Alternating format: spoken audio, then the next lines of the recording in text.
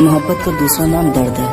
अगर आप मोहब्बत के इस सफ़र से गुजरे हैं ना, तो ये चैनल आपके लिए, इसे सब्सक्राइब करिए और हाँ, फ्यूचर अपडेट के लिए इस बेल पे क्लिक करिए। सारी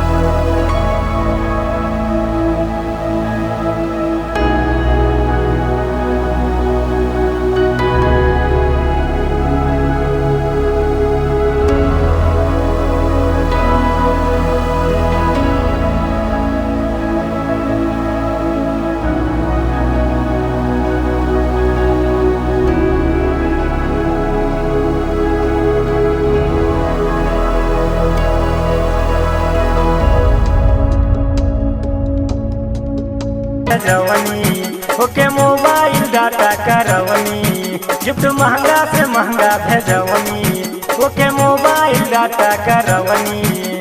बीत गईल 2 साल माल के चक्कर में, बीत गईल 2 साल माल के चक्कर में, धसल बतू नौगाल माल के चक्कर में, हो गई कंगाल माल के चक्कर में।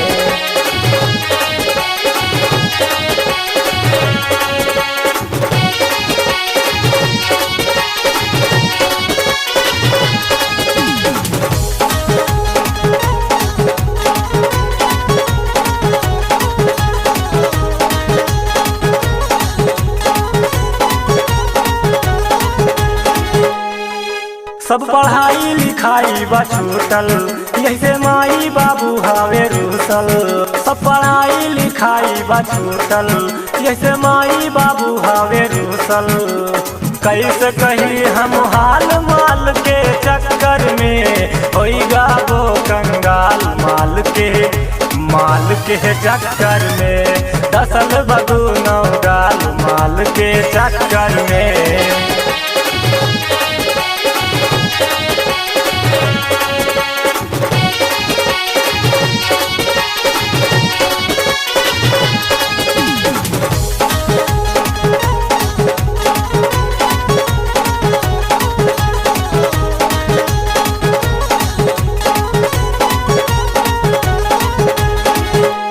मुन्ना निषाद भाई गांधी दीनानाथ रहे गाई, सुना मुन्ना निषाद भाई गांधी दीनानाथ रहे गाई।